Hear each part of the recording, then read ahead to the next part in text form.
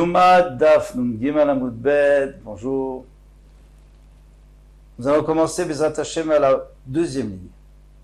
Amar Rav Alexandri, Amar Rabbi Yoshua ben Levi, Amit Palel, celui qui finit cette fila de Shemona Israël, Tzair Shiafsia, Shalosh Piyot Lachorav, il doit faire 3 pas en arrière comme on fait.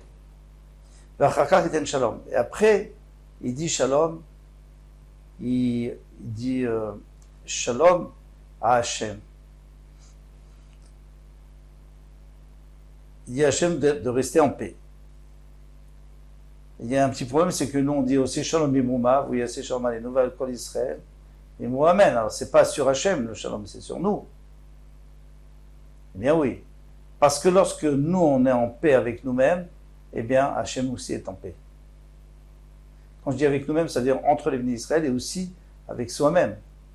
On est en paix avec soi-même, c'est-à-dire qu'on se conduit bien et qu'on n'a pas de remords. Eh bien à ce moment-là, Hashem aussi est en paix. Amar le Rav Mordechai.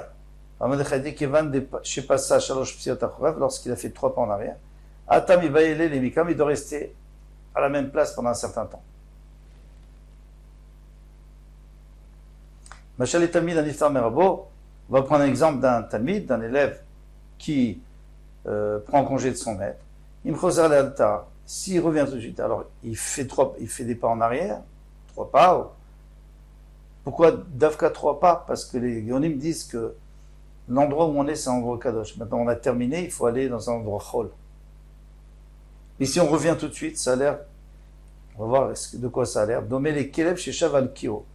Ça ressemble à un chien qui mange ce qu'il a vomi.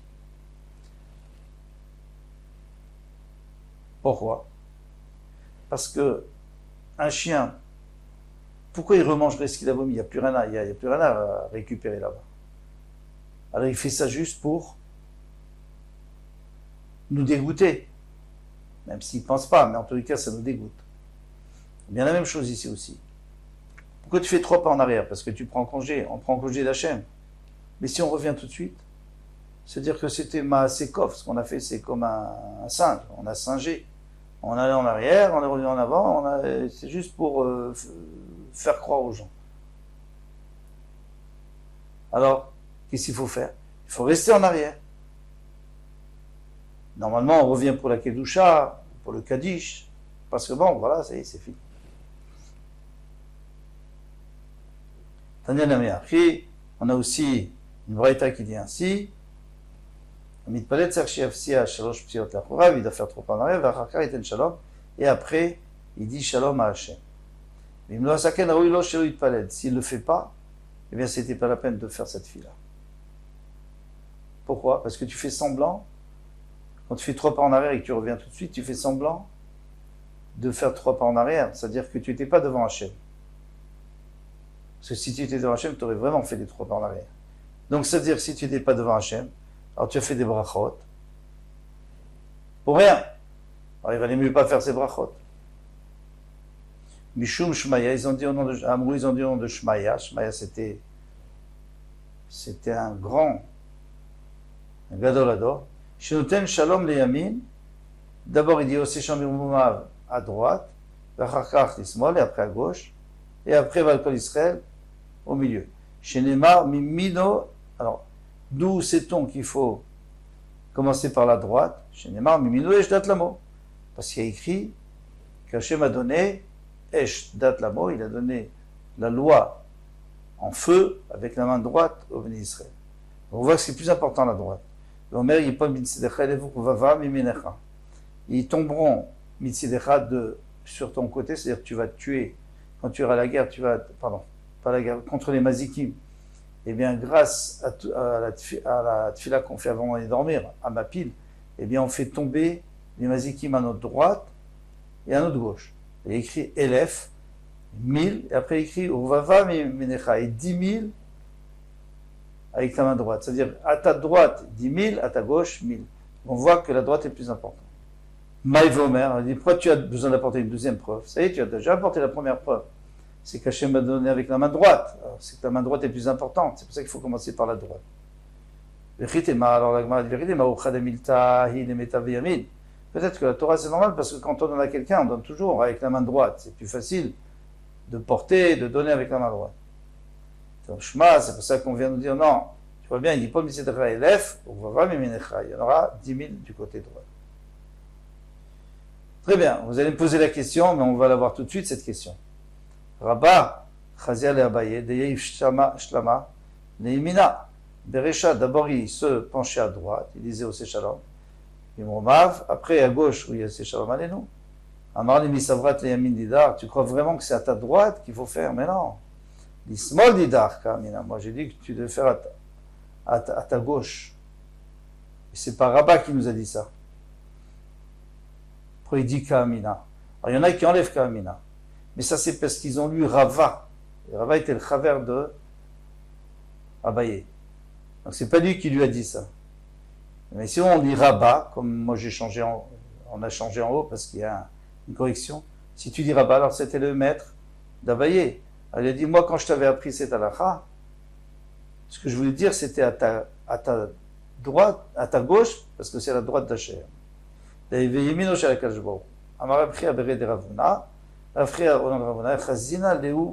Abaye et Rava dépasser les hauts, faisaient 3 pas en arrière, shalosh psiot, 3 pas, bechia chat, c'est-à-dire ils étaient penchés. Ils faisaient en arrière, ils se penchaient, et puis ils allaient en arrière. Au Shalom, ils faisaient tout avec le corps penché vers l'avant, par respect pour Hachem. Beaucoup font comme ça aujourd'hui aussi. Et on continue, on a vu que le Kohen Gadol, quand il sortait dans le Kodesh, c'est-à-dire dans le Echal, il faisait une petite, pas trop longue, pour que les gens ne s'inquiètent pas. Maïm Matzeh, qu'est-ce qu'il va prier? Rava, Baravada, Veravin, Baravada, les deux, ils disent, Tarvayou, Mishmedera, Vonodrav, Amri, ils disent, eh bien, Yehi, Ratson, Milfanecha, Hashem Elokenu, que ça soit ta volonté Hashem, notre Dieu, Shete, Shanazu, Geshuma, que cette année, il y a de la pluie, ou Shruna, et qu'il fasse chaud. La Gemara demande, Shruna, Maliutahi, est-ce que le fait qu'elle soit chaude, c'est bien? Non, pas du tout. Parce qu'on ne parle pas maintenant on parle, s'il a demandé, c'est qu'il veut que ça soit exceptionnel. Qu'il y ait beaucoup de pluie et beaucoup de chaleur. Et pourquoi pas normal. Suffisamment de pluie, suffisamment de chaleur, pas trop. Et Naïma, il faut comprendre comme ça. Imshruna, si déjà tu as décidé qu'elle soit chaude, alors t'es Geshuma. Alors au moins qu'elle soit Geshuma, elle soit pluvieuse avec beaucoup de pluie. Pourquoi? Parce que s'il fait très chaud et qu'il n'y a pas assez de pluie, tout va se dessécher. S'il ne fait pas assez chaud, il y a beaucoup de pluie, tout va s'humidifier, moisir. Donc, ou alors il fait bon, alors une quantité moyenne de pluie, ou alors il fait très chaud, alors une quantité plus importante de pluie. Rava Chaber de Rava Mesayemba, Mishmeda Raviuda, lui dit au nom de Raviuda qu'on rajoute encore quelque chose. Lo yadi Avid Shultan, Lo yadi Avid Shultan, Bet Yehuda. Que le bâton, c'est-à-dire le bâton de direction qu'avaient les rois de Yehuda, continue à exister jusqu'au bout, même après la destruction du Beth Amikdash. Et en Bavel, par exemple, où on a réussi Israël d'ailleurs, bien il y avait les petits-enfants de Yehuda qui étaient ceux qui dirigeaient et ceux qui réglaient tous les problèmes. Donc c'est très important qu'il y ait quelqu'un qui dirige. Et que le Israël n'ait pas besoin de se nourrir les uns les autres parce que ça ne sert à rien.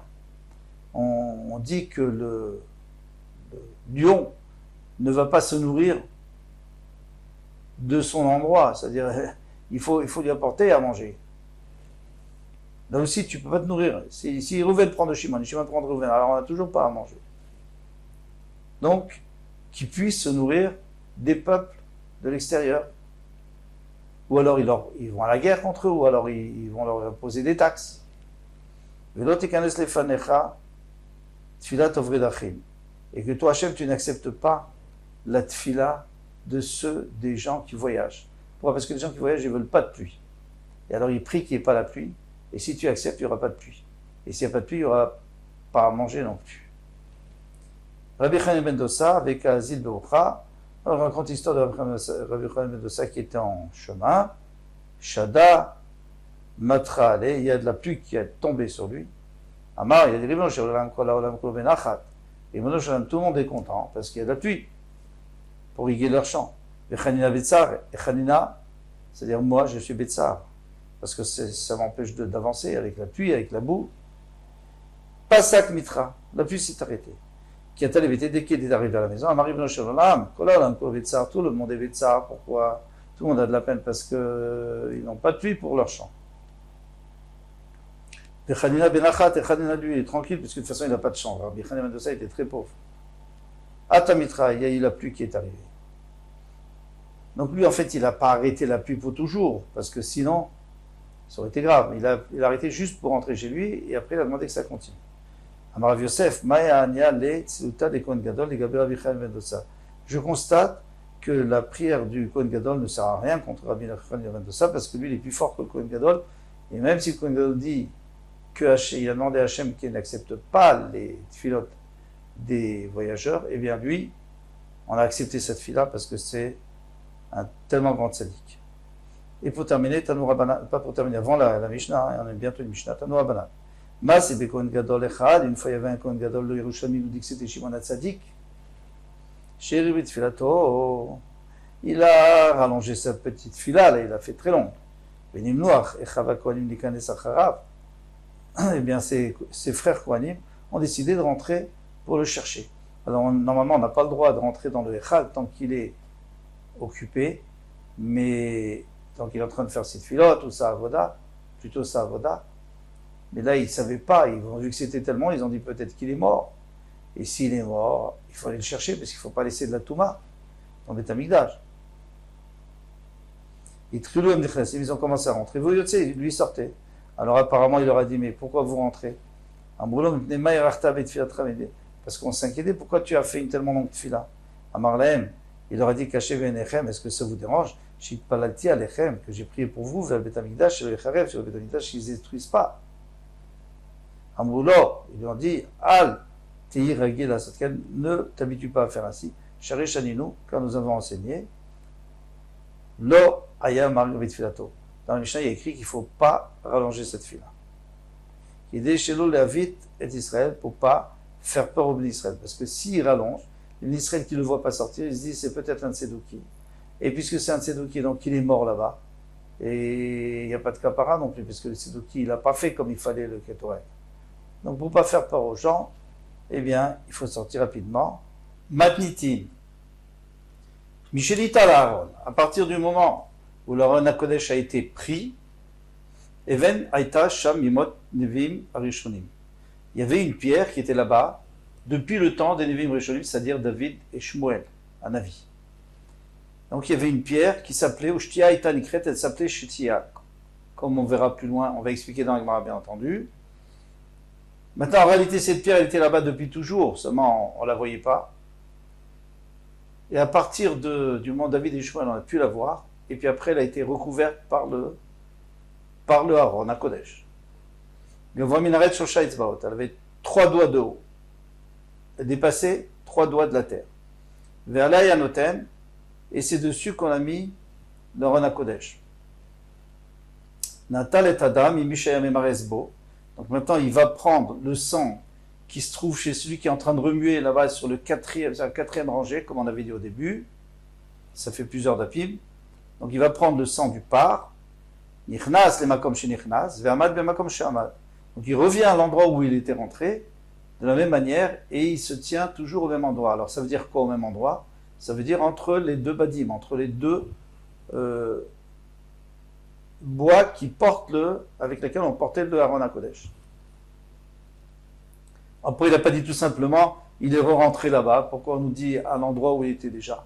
Parce que on avait eu un problème, parce que ça dépend du premier Beth Amikdash ou du deuxième Beth Amikdash. Le premier Beth Amikdash, c'est entre les bois qui tiennent le Aaron. Le deuxième Beth Amikdash, il n'y a pas d'Aaron HaKodesh, il n'y a pas de bois. Alors c'est l'endroit où ça devrait être. Donc il n'a pas voulu rentrer dans les détails, il a dit au même endroit, comme on a déjà expliqué plus haut. Et on verra ça encore plusieurs fois.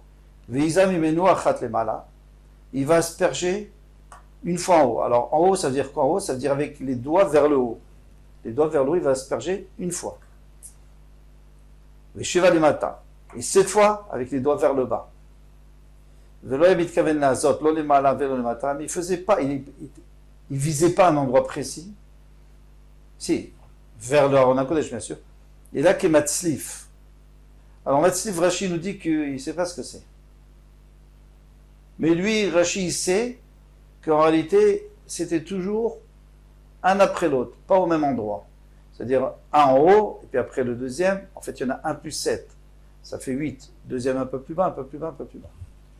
Le Rambam lui dit que Matzlif, c'est comme quelqu'un qui frappe. Il donne malcoute. Donc celui qui donne malcoute, il ne tape pas toujours au même endroit. Un petit peu là, un petit peu là.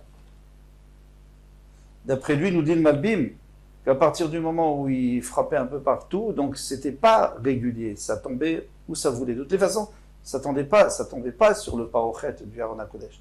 Il ne faisait pas suffisamment fort pour que ça tombe, mais ça tombait devant. Et ainsi, il comptait. Alors, on verra dans le Gemara pourquoi il fallait dire. On aurait pu dire 1, 2, 3, 4, 5, 6, 7, 8. Non. 1 plus 1.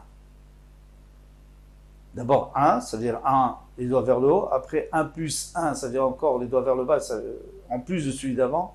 1 plus 2, 1 plus 3, 1 plus 4, jusqu'à 1 plus 7. 1 plus 2, 1 ו3, 1 ו4, 1 ו5, 1 ו6, 1 ו7. Vous avez remarqué au début, on disait Chachaimone Achat. D'abord, il faisait 1, et après 1 et 1, ça fait déjà 2. Yatzavenichol Kam Azav chez Baechal. Alors après, il sortait dans le Echal, il mettait là-bas le sang du par, qu'il va utiliser encore une fois, il va utiliser encore plusieurs fois. Dans le Echal, il y avait un can, il y avait une base sur laquelle il pouvait, parce qu'on sait que tous les kelim étaient pointus, pour pas qu'on les pose, et que le sang se coagule, donc on ne pouvait pas les poser. Mais là, exceptionnellement, comme il va les utiliser l'un après l'autre, il va reprendre celui-là, donc on lui a fait une base sur laquelle il pouvait poser. Et Violo est à saïr.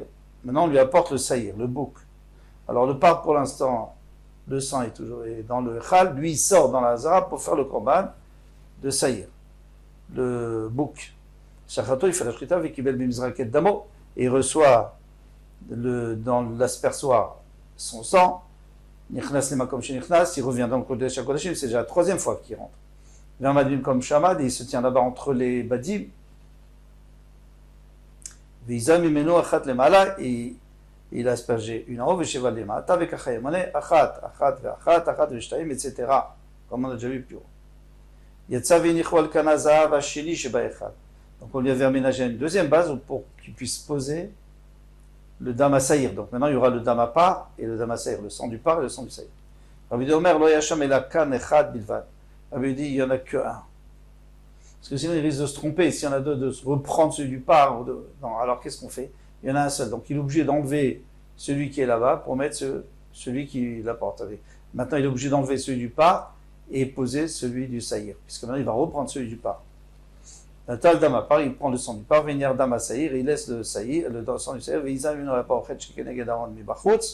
donc il va asperger sur le parochet face au Aron HaKodesh à l'extérieur, donc c'est-à-dire dans le Echal même, il ne rentre plus au Kodesh HaKodashim, pas pour l'instant.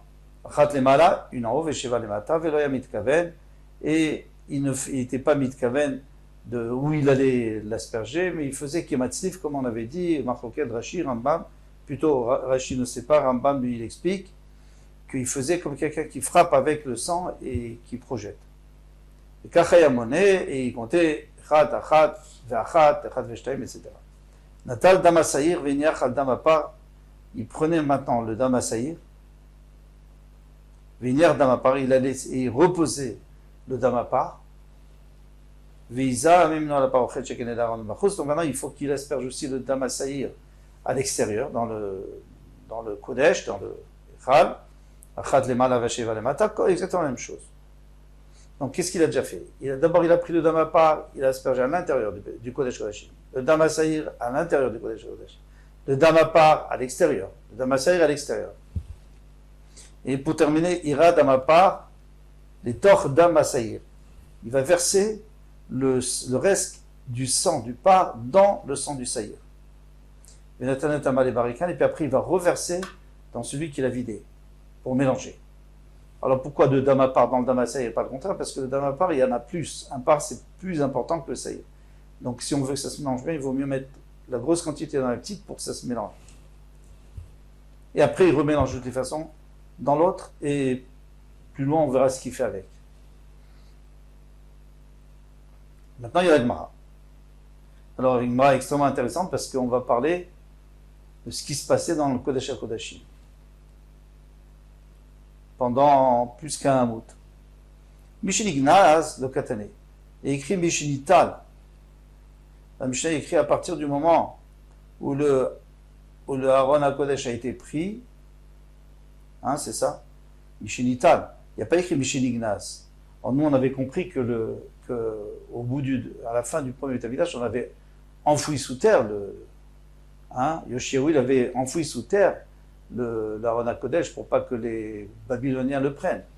Et ici, il te dit, oui, mais il n'y a pas écrit Mishinignaz, et la Mishinital, c'est-à-dire qu'il a été pris quand même. Donc notre Mishnah, Keman d'Amar, Aaron, Galal et Bavel. Donc il y a un ou même deux man d'Amar, deux personnes qui disent, on va voir, qui disent que le Aaron HaKodesh a été pris en exil en Bavel.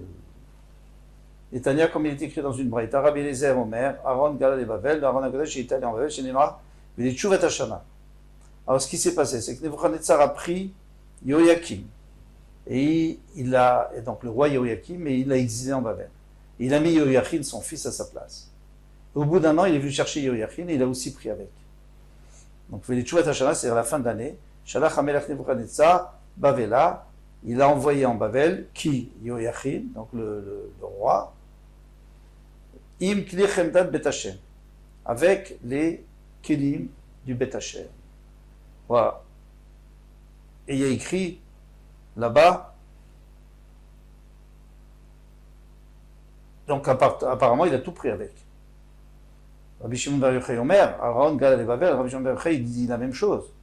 Mais il a une autre preuve. Chez Neymar, Lo Yuta, Davar, il reste rien. Davar, c'est quoi Davar? C'est Reta Dibrot, c'est-à-dire même les Luchot, il les a pris. Donc le Aaron HaKodesh, avec le Sefer Torah. Lo Yuta, Davar, Amar Hashem. Hashem a dit, il ne restera plus rien. Il doit Aseret HaDibrot, chez Bo, c'est les Aseret HaDibrot qui sont dans l'Aaron, à Kodesh. Alors heureusement que Rabbi Yehuda, alors ici il ne faut pas dire Ben Lakish, parce que c'est Rabbi Yehuda Ben Ilaé, dans Yerushalmi, il y a écrit, donc notre Rabbi Yehuda à nous, habituel, lui il est cholek sur tout ça. Et lui dit non, Aaron Bimko Benignaz, il a été enfoui à son endroit. C'est une comme il est dit, Vaïraou, Rocher, Abadim, et se voyaient les bouts des bois qui portaient avec lesquels on portait le Aaron HaKodesh. Il y avait deux bois qui sortaient. On les voyait, Min HaKodesh, Avnei HaDevir, sur la face du Devir, donc de la Mechitza qui est entre le Kodesh et le Kodesh HaKodashim. Velo Yeraou Achutza, et on ne les voyait pas dehors. Alors on les voyait ou pas? Ça, on va expliquer plus loin. Ici écrit on les voyait, puis après écrit on ne les voyait pas. Bon, en tous les cas, Veillou Sham Adayamazé, et ils sont là-bas jusqu'à aujourd'hui. C'est-à-dire qu'ils sont toujours là-bas. Ou enfouis sous terre. Ou Plika Deoula. Maintenant, vous vous souvenez que Rabbi Yoshua Meché avait dit qu'il était allé en Bavel. Il dit non, mais Oula, il n'est pas d'accord avec ça. Dans Maoula, parce qu'Oula a dit Shalou, Rabbi Matia Ben Charash. Rabbi Matia Ben Charash était le Rosh Yeshiva de Rome. À Rome, il y avait donc une grosse communauté, il y avait une yeshiva, c'était Rabbi Matia Ben Charash. Le Rosh Yeshiva. Il a demandé de Rabbi Shimon bar Yochai, Beromi, à Rome. Il y avait une occasion où Rabbi Shimon bar Yochai était descendu à Rome pour demander à César de retirer les mauvais décrets sur les bénis Israël. Et alors, il a rencontré là-bas Rabbi Matia Ben Charash, il lui a dit et puisque Rabbi Eliezer nous a enseigné par Rishona déjà une fois, Veshnia, une deuxième fois, Aaron, Galal et Bavel, que l'Aaron est allé en Bavel, il est allé en exil en Bavel. Rishona de Amran. La première, c'est ce qu'on avait dit en haut. Qu'est-ce qu'il avait dit? Tshuvat Hashana. À la fin d'année, il a pris. ויביאו בבעלה עם כלי חמדת בית השם. שנייה, le deuxième pasuk, Mahi, dirti, Vayetse, Midbat Sion, Kol Hadara. Toute la splendeur est sortie de Bat Sion, c'est-à-dire de Yerushalayim. Et c'est quoi? Kol Hadara. Maï Kol Hadara. Pourquoi tu me dis toute sa splendeur? Pas besoin de dire toute sa splendeur, c'est voilà. Pourquoi dire tout? Alors on peut changer le He par un Chet. Chadara. Kol Chadara, tout ce qu'il y avait à l'intérieur du Kodesh HaKodashim, c'est la chambre fermée, la chambre où personne ne rentrait, en tout cas très rarement. Eh bien, Atamata Omer, mais toi qu'est-ce que tu dis? Alors ça, Rabbi Ben Chalash, il dit, bon, Rabbi Eliezer, on a deux preuves, qui est allé en Babel. Toi tu es d'accord avec ça, Rabbi Shimon Bar Yochai, ou pas? Amarlu, il lui a dit, normalement il était d'accord, puisqu'on avait dit dans la Braïta qu'il était d'accord. Amarlu, il a dit, Shani Omer, moi je lui dis non, Aaron Bimkomo Nignas. Le Aaron, il a été enfoui à son endroit. Chez Nehemar, comme il dit, Vayarichu Ababdim, etc. Et les Badim, ils sortaient un petit peu du Parochet, et ils sont là-bas à Dayamazé, jusqu'aujourd'hui. Il faut voir la fin du passage. C'est-à-dire que jusqu'aujourd'hui, ils sont là, et ils sont toujours en dessous, donc ils ont été enfouis en dessous dans les tunnels que Shlomo Amelech avait prévus à cet effet. Voilà. Ici, on est au milieu encore de la Sougia, des Hashem. Demain, on continue pour essayer de comprendre ce qui se passe avec ce Aaron HaKodesh. Kol Tuv.